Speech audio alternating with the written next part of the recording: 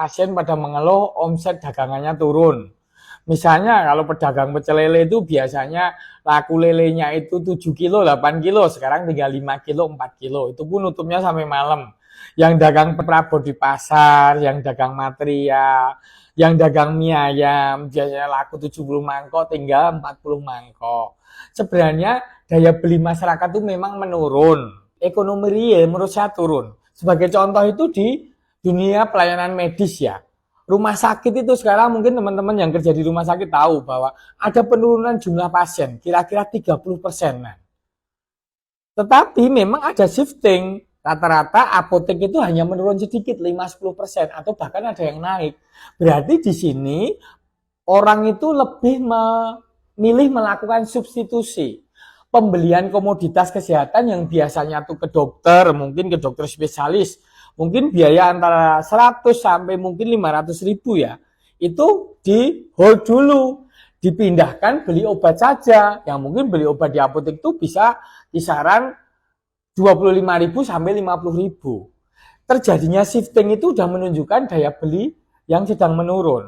Dan yang saya amatin di tahun 2024 ini amplitudo naik turunnya itu sangat curam. Kalau sangat curam itu menunjukkan bahwa memang daya beli masyarakat itu sedang tidak baik. Kalau tidak curam, misalnya gelombang kayak gini, misalnya ini terpengaruh oleh Idul Fitri, Idul Adha, kemudian biaya untuk sekolah, daftar ulang dan lain-lain, mestinya nggak terlampau curam. Tapi sekarang ini curam. Walaupun penyakit sedang banyak misalnya. 2 bulan yang lalu pasien rame, tapi tiba-tiba anjlok. Begitu.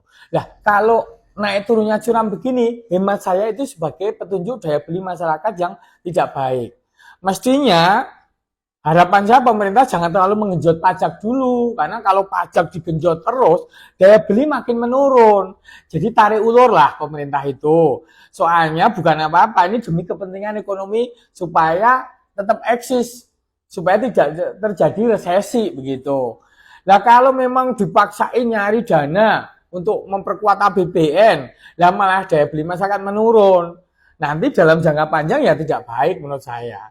Jadi setiap bisnis, setiap usaha pasti memiliki itu sendiri, statistik sendiri-sendiri. Apakah perumahan properti sekarang sedang lesu, jualan mobil sekarang lesu. Apa sih yang nggak lesu? Mungkin teman-teman bisa tulis di kolom komen.